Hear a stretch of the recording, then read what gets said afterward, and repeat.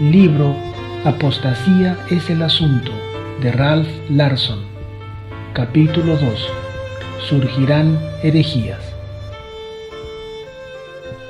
Dios va a levantar a su pueblo. Si otros medios fallan, surgirán herejías en medio de ellos, las cuales los van a colar como por un sedazo, separando así la paja del trigo. Testimonio, tomo 5, página 136. Las herejías realmente separan. En este aspecto, ellas son diferentes de otros problemas de la Iglesia. Los miembros de Iglesia pueden no concordar en términos de procedimientos, organización y prácticas sin separarse los unos de los otros. Ellos conducen los asuntos a través de votaciones mayoritarias y continúan adelante. Pero los asuntos de la conciencia no pueden ser conducidos a través de un voto mayoritario. Y las herejías envuelven asuntos de conciencia porque son alejamientos de la verdad. Y una percepción de la verdad es la base de la convicción de la conciencia. Comenzando con una convicción de la conciencia de que la palabra de Dios tiene que ser seguida y obedecida, los pioneros de nuestra iglesia estudiaron y oraron juntos durante un periodo de varios años hasta que llegaron a un entendimiento de las grandes verdades de las Escrituras, lo cual estableció un armonioso sistema de teología, libre de inconsistencia y de autocontradicciones. Esto no fue algo fácil de conseguir. Nada semejante había sido visto en la historia del cristianismo. Ya sea que miremos todo el camino hacia atrás hasta llegar hasta Agustín, quien insistió en su doctrina sobre la predestinación, que aun cuando la soberana voluntad de Dios es irresistible por la voluntad del hombre, aún así la voluntad del hombre es totalmente libre. O ya sea que vayamos a una moderna librería bautista, tomemos un manual de una iglesia bautista y leamos en él que aun cuando los 10 mandamientos son eternos y no pueden ser cambiados, aún así el domingo es el sábado cristiano. Estamos mirando el mismo problema, la inconsistencia y la autocontradicción de un sistema teológico. Esta confusión no fue verdad en el trabajo de nuestros pioneros. Ellos tuvieron dos grandes ventajas. Ellos no estaban siguiendo el pensamiento de una persona, algún Agustín, algún Calvino o algún Lutero. Y por lo tanto ellos evitaron la trampa de errar donde los grandes líderes erraron.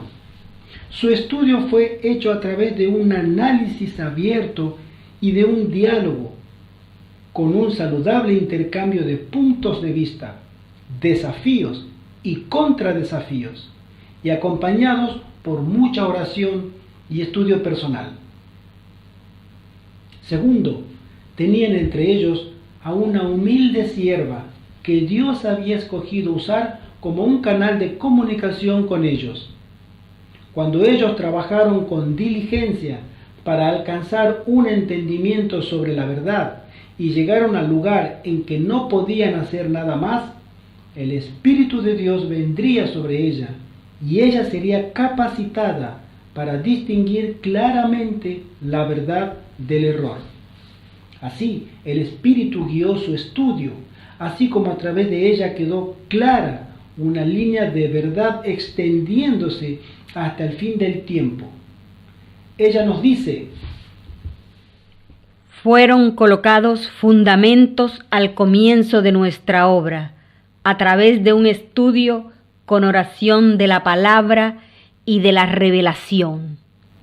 Testimonio, tomo 5, página 136. Así, nuestras doctrinas fueron cuidadosamente establecidas y concienzudamente estudiadas, confirmadas por el Espíritu Santo y sólidamente basadas en las Escrituras, y fueron colocadas en lo que nuestros pioneros llamaron una plataforma de la verdad, sobre la cual podían pararse con plena confianza y en completa seguridad. En relación a esta plataforma, la mensajera de Dios escribió: Dios está guiando a un pueblo para que permanezca en perfecta unión sobre la plataforma de la verdad eterna. Testimonio tomo 4, página 17. La mensajera del Señor también agrega: como pueblo, tenemos que permanecer sobre la plataforma de la verdad eterna, la cual ha soportado pruebas y juicios. Tenemos que permanecer en los seguros pilares de nuestra fe, los principios de la verdad que Dios nos ha revelado. Son nuestro único verdadero fundamento. Ellos nos han hecho lo que somos. El paso del tiempo no ha disminuido su valor. Mensajes selectos, tomo 1, página 201. También la mensajera del Señor agrega diciendo: ninguna línea de verdad que han hecho de los adventistas del séptimo día lo que son debe ser debilitada. Tenemos los hitos antiguos de la verdad, experiencia y deber, y tenemos que permanecer firmemente en defensa de nuestros principios a la vista de todo el mundo. Testimonios, tomo 6, página 17. El desarrollo de esta plataforma de verdad no fue, desde luego, placentera para el enemigo de nuestras almas, y él tuvo que tomar contramedidas. Han sido accidentales. Perdimos a Cartwright, Conradi, Kellogg y otros. Perdimos el gran sanatorio de Battle Creek, pero la plataforma de la verdad permaneció firme, inamovible, un lugar seguro al cual las personas se volvieron en un número cada vez mayor, a pesar de la ocasional desistencia de algunos individuos o instituciones. El enemigo de las almas aparentemente aprendió a través de la tentativa y el error, ya que ataques frontales sobre la plataforma de la verdad no fueron efectivos. Aproximaciones más sutiles fueron necesarias. Si algunos tablones de la plataforma de la verdad eran removidos, tenía que haber sido hecho a través de una aproximación tan cuidadosamente planeada que no fuese inmediatamente reconocida. Este desafío requería una estrategia de largo alcance, la introducción de un error que tendría, de hecho, un enorme potencial de destrucción de la plataforma de la verdad. Satanás estaba bien consciente de que el cristianismo comienza y termina en Jesucristo, el Hijo del Hombre y el Hijo de Dios. Él había atacado a la verdad de que Jesús es el Hijo de Dios con gran éxito entre las demás iglesias, pero sin ningún éxito en la iglesia adventista del séptimo día. Nuestro pueblo había permanecido inamovible ante el modernismo que devastó otras iglesias a su alrededor. Ellos se habían aferrado firmemente en la creencia de que Jesús no era simplemente un hombre ideal o un gran maestro, sino que era verdaderamente lo que él decía ser, el Hijo del Dios vivo. ¿Qué más podía ser el diablo? La doctrina de que Jesús es tan verdaderamente el Hijo del Hombre como también es el Hijo de Dios. ¿Qué pasaría si esta confianza en que Jesús es verdaderamente el Hijo del Hombre se perdiera? Satanás no podía fallar en reconocer el inmenso significado de nuestra doctrina sobre la humanidad de Jesús. Tal como fue mencionado en el capítulo anterior, los líderes de nuestra iglesia colocaron un gran énfasis en sus declaraciones publicadas sobre la necesidad de la venida de nuestro Señor a esta tierra en la naturaleza humana del hombre caído. Sólo así, tal como ellos lo habían visto, podía Él ser verdaderamente el Hijo del Hombre, nuestro hermano, nuestro ejemplo y un compasivo y entendible sumo sacerdote, el cual fue tentado en todos los puntos, así como lo somos nosotros. En los 100 años transcurridos entre 1852 y 1952, más de 1200 declaraciones diciendo que Jesús había venido en la naturaleza humana caída habían sido publicadas en nuestros libros y revistas, y ninguna declaración diciendo lo contrario. 400 de ellas son de la pluma inspirada de Elena de White. Si se perdiera esta confianza, se seguiría inevitablemente una reacción en cadena. Si Jesucristo no vino en la naturaleza humana caída, sería imposible que Él fuese tentado como nosotros lo somos, y sería irrazonable e injusto esperar que vivamos tal como Él vivió. El dejar a un lado el pecado, lo cual es el corazón del servicio del santuario, sería imposible, y toda la doctrina del santuario quedaría sin significado. El espíritu de profecía, que había testificado repetidamente que nuestra doctrina del santuario posee significado y que es verdadera, tendría que ser descartada. Y si es imposible que el hombre guarde la santa ley de Dios, ¿para qué preocuparse con el sábado? La lógica de este raciocinio no le pasó desapercibida a Satanás. Él fue creado como el mayor intelecto del universo, segundo solo después de las mentes de Cristo y de Dios. Si él pudiese destruir nuestra confianza en la verdad básica de que nuestro Señor había venido en la naturaleza caída del hombre, no necesitaba preocuparse acerca de los principios de nuestra plataforma de justificación por la fe, el santuario y el sábado. Ellos irían en rápida sucesión colapsar por sí mismos. Satanás había usado este método con otras iglesias y él sabía muy bien cuán eficaz podía ser. Satanás, por lo tanto, hizo su plan y esperó el mejor tiempo para que sutilmente consiguiese minar la doctrina de la humanidad de Jesús. Su oportunidad llegó en la década de 1950, cuando el teólogo calvinista Walter Martin tuvo éxito en obtener una concesión de algunos de nuestros líderes en relación a la humanidad de Jesús.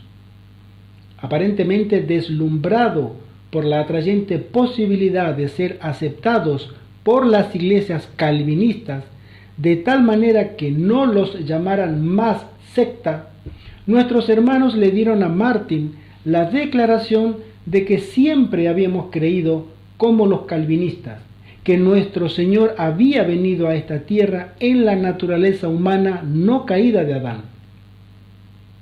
Entonces ellos procedieron a publicar esta misma declaración al mundo en el libro Pregunta sobre Doctrina. Tal como hemos visto, esta declaración era totalmente incorrecta y no puede ser apoyada a través de ninguna evidencia histórica.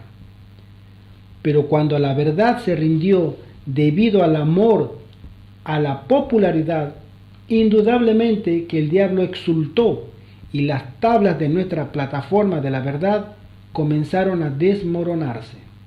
El efecto de la reacción en cadena no tardó en desarrollarse.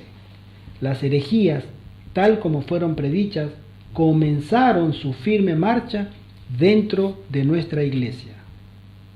El primer principio de la plataforma a colapsar fue una parte de nuestra doctrina del hombre.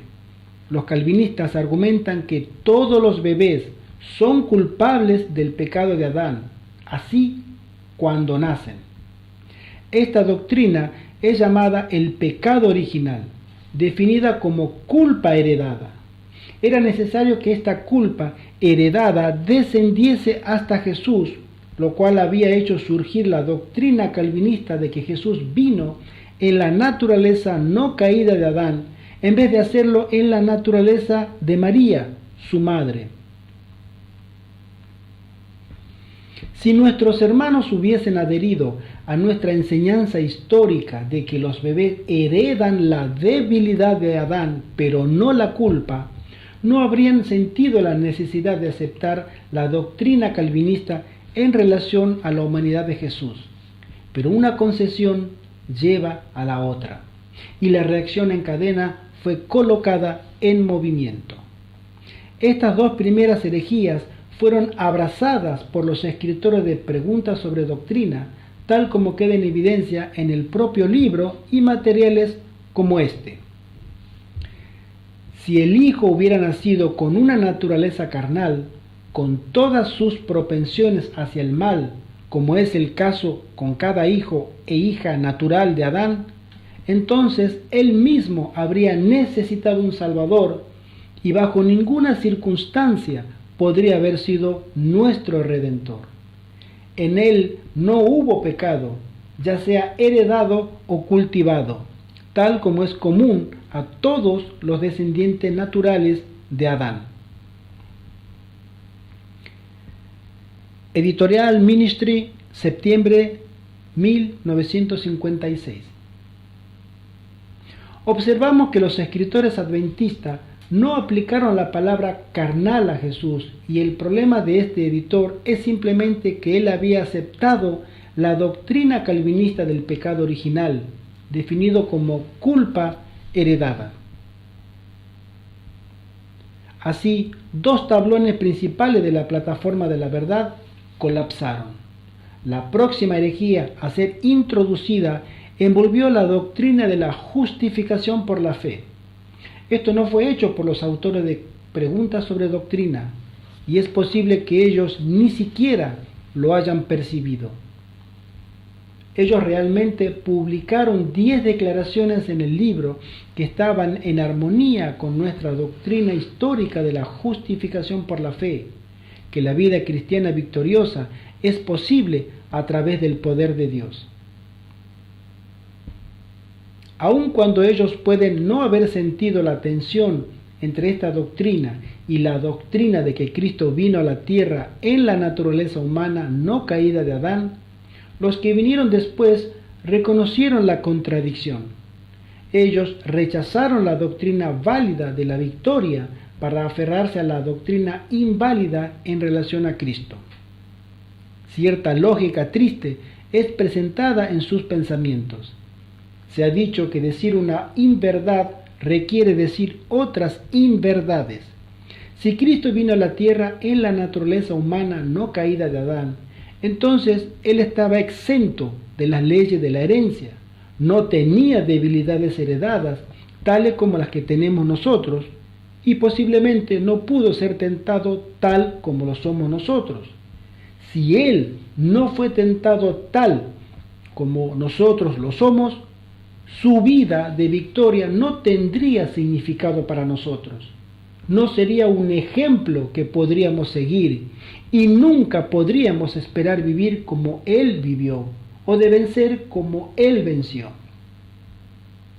La tercera herejía que siguió a las dos primeras en nuestra iglesia fue la perversión de nuestra doctrina histórica de la justificación por la fe, hacer lo correcto a través del poder recibido de Dios, en la satánica doctrina de la no justificación a través de la presunción, hacer lo incorrecto esperando ser aprobado y así seguir adelante. 3 tablones de nuestra plataforma de la verdad fueron así destruidos. La cuarta herejía que ha seguido a las otras 3 en nuestra iglesia fue una negación de la doctrina del santuario. Todo el concepto de la verdad del santuario se mueve alrededor del principio de dejar el pecado, tanto en los registros del santuario celestial como en las vidas del pueblo de Dios aquí en la tierra. Si es imposible que los cristianos vivan sin pecar, tal como lo enseñan los calvinistas, y si Dios entiende y acepta esto, entonces todo el concepto del santuario está errado y no posee significado. Y si la expiación fue totalmente completada en la cruz, tal como le enseñan los calvinistas, ¿cómo puede Cristo estar haciendo ahora expiación en el santuario celestial? Tal como fue informado en nuestro primer capítulo, una investigación conducida en una gran asociación de Norteamérica reveló que un porcentaje sustancial de los ministros en aquella asociación están ahora rechazando nuestra doctrina del santuario. Así, la reacción en cadena continúa. Es introducida la cuarta herejía y otro tablón principal de nuestra plataforma de la verdad se desmorona y colapsa. Esta situación nos confronta con un dilema. ¿Qué debemos hacer con el espíritu de profecía?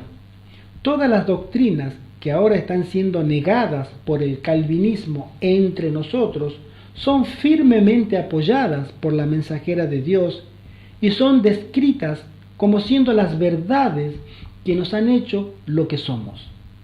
¿Podemos negar estas verdades y aún continuar apoyando el espíritu de profecía? Obviamente que no. Por lo tanto, la quinta herejía que sigue en la cadena de reacción es el rechazo del espíritu de profecía. Hemos sido avisados con antecedencia. Elena de White ha escrito con mucha antecedencia que el último engaño de Satanás será dejar sin ningún efecto el testimonio del Espíritu de Dios. Mensajes Selectos, tomo 1, página 48. Ella nos dijo que los testimonios, sus escritos, serían abiertamente rechazados, y en muchos casos no lo han sido.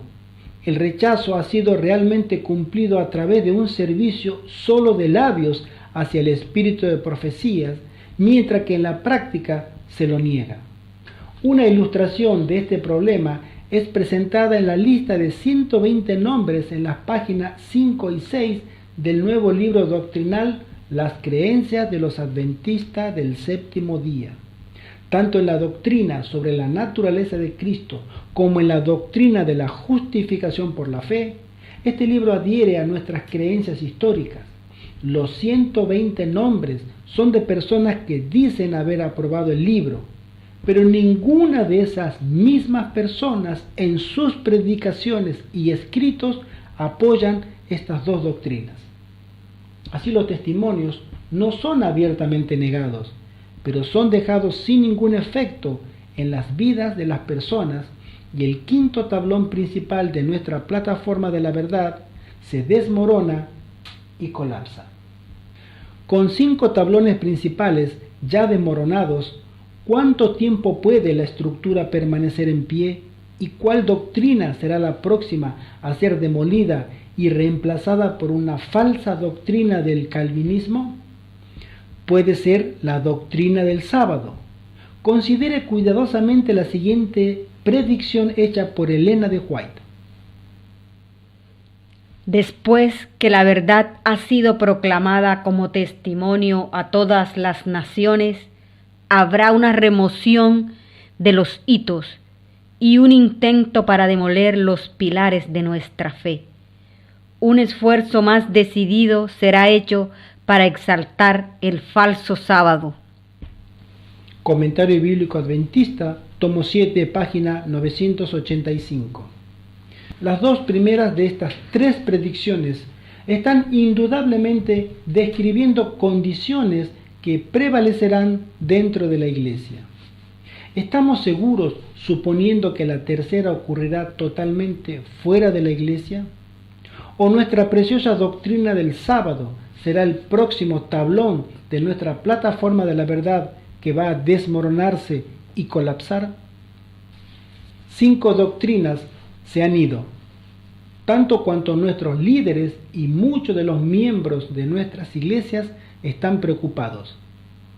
5 tablones de la plataforma de la verdad han colapsado y han sido reemplazados por falsas doctrinas calvinistas en sus mentes.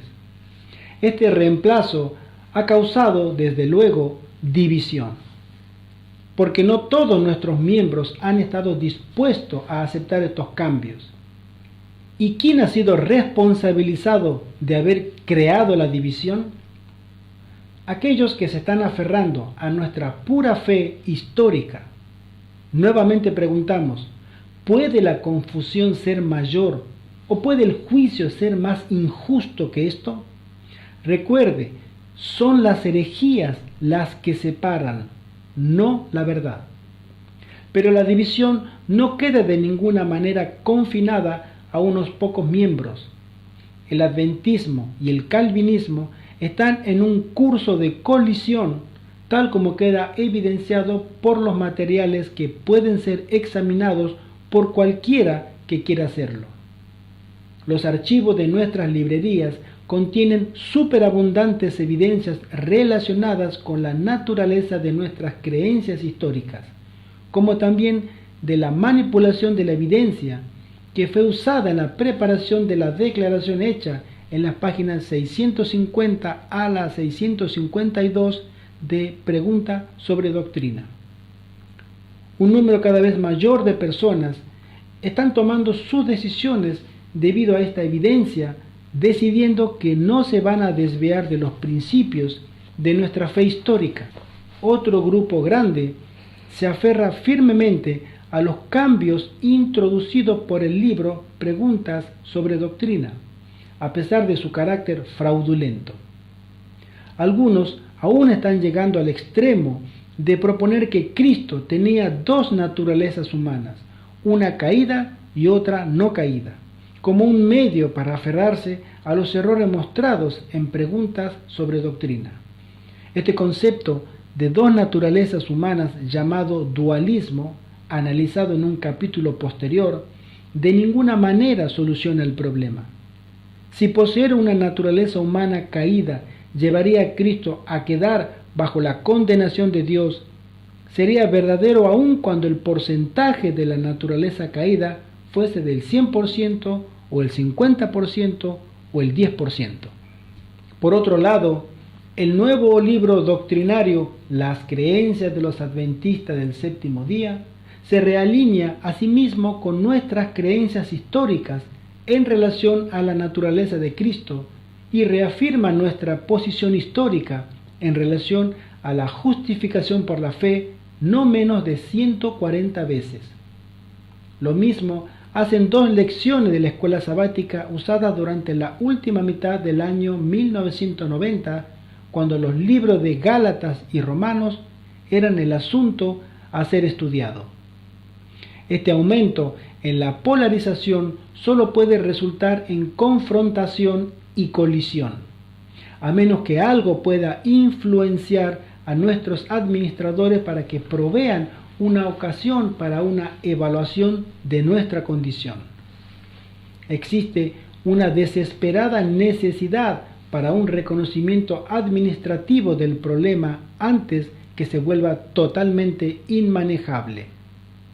Mientras ambas escuelas de pensamiento parecen moverse inexorablemente hacia una confrontación o separación, y muchos de nuestros administradores parecen estar mirando, ya sea indiferentemente o benignamente, los pobres pastores son forzados a lidiar directamente con los problemas en una base semanal o diaria.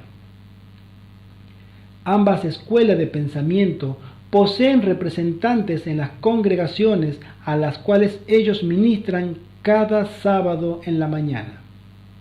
Un porcentaje muy alto de los pastores están relacionados con el problema al predicar sermones en forma suave e inocua, que no alimenta, dicen algunos, que no ofende ni satisface a nadie. Este compromiso da lugar a la triste queja, oída tan a menudo: ¿podemos oír un sermón como ese? O mejor, en cualquier iglesia de la ciudad, un domingo a la mañana. ¿Qué le ha sucedido a nuestro mensaje distintivo? No menos dificultades surgen para los pastores y para los miembros de iglesia cuando las doctrinas calvinistas son impresas en nuestras publicaciones de iglesia. Esto provee abundante evidencia de que la libertad de inconsistencia y autocontradicción que disfrutamos mientras estábamos juntos sobre la plataforma de la verdad ahora se ha perdido.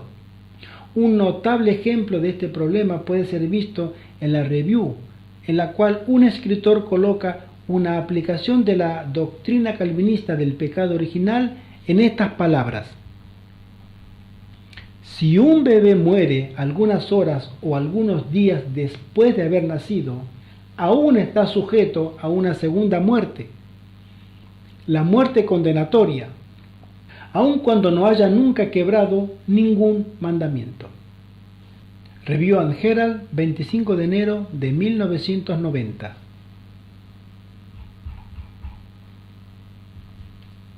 Los verdaderos calvinistas contrarrestan la ofensa de esta odiosa doctrina con la práctica del bautismo infantil y o con la doctrina de la predestinación. ¿Pero qué es lo que está haciendo el calvinismo adventista del séptimo día? Dos tablones importantes de nuestra plataforma de la verdad son la libre voluntad del hombre y la libertad de elección, que es lo opuesto a la predestinación, y el bautismo de aquellos que son lo suficientemente adultos como para creer, arrepentirse y obedecer. Esta creencia no le da ningún lugar al bautismo de infantes. El escritor de la Review no ofrece absolutamente ninguna solución. Él nos deja batallando con la autocontradicción, la cual solo puede ser resuelta removiendo dos tablones más de nuestra plataforma de la verdad y reemplazándolos por otras dos doctrinas falsas del calvinismo: el bautismo de los niños y la predestinación. ¿Será esta herejía el próximo efecto de la cadena de reacción en la cual una herejía sigue a la otra en una marcha continua hacia dentro de la iglesia? Para resumir, en el pensamiento de muchos adventistas del séptimo día hoy, 5 de los tablones más importantes de nuestra plataforma de la verdad han sido destruidos. Ellos son: primero, la doctrina de que nosotros recibimos debilidad de Adán, pero no culpa. Segundo, la doctrina de que nuestro Señor vino a esta tierra en la naturaleza humana caída. Tercero, la doctrina de la justificación por la fe, actuar justo a través del poder recibido de Dios. Cuarto, la doctrina del santuario. Y quinto, la creencia en la inspiración del espíritu de profecía. Todas estas 5 doctrinas han sido reemplazadas por las falsas doctrinas del calvinismo. Mientras tanto, algunos de los adventistas calvinistas se están volviendo cada vez más militantes y agresivos. Las personas cuyas faltas son querer mantener la fe de sus padres están siendo acusados de perturbar la paz y la armonía de la iglesia, y en algunos lugares se está tomando una acción disciplinaria contra ellos. Nos acordamos de la palabra de Isaías: ay de lo que a lo malo dicen bueno, y a lo bueno malo, que hacen de la luz tinieblas, y de las tinieblas luz. Isaías capítulo 5, versículo 20. Fuimos advertidos por la mensajera de Dios que entrarían herejías entre nosotros, y que estas herejías separarían la paja del trigo, después de lo cual la paja, como una nube, sería soplada lejos. ¿Estaremos nosotros con el buen grano permaneciendo en el granero, o seremos soplados lejos con la paja? Por favor, observen cuidadosamente de nuevo. Son las herejías las que causan divisiones, no la verdad. Muchos de aquellos que están tratando de introducir doctrinas calvinistas en nuestra iglesia encuentran que es imposible derrotar a los adventistas históricos en el terreno teológico. Sin embargo, están levantando más y más acusaciones que aquellos que se rehúsan a unirse en su apostasía, diciendo que son los causadores de problemas y divisiones y que están separando las iglesias y perturbando la paz, la armonía y la unidad de la iglesia. Esta actual situación no es del todo diferente de las falsas acusaciones que le fueron colocadas a Cristo y que resultaron en su crucifixión. Hemos sido advertidos por la sierva del Señor que cuando se desate la controversia, los defensores de la verdad serán culpados de causar disturbios. Sign of the Times, volumen 3, página 246. Jesús permaneció calmado e imperturbable mientras era falsamente acusado, y así tenemos que permanecer nosotros. Podemos descansar en la confianza de que existen observadores celestiales y que el justo juez de la tierra tendrá la última palabra.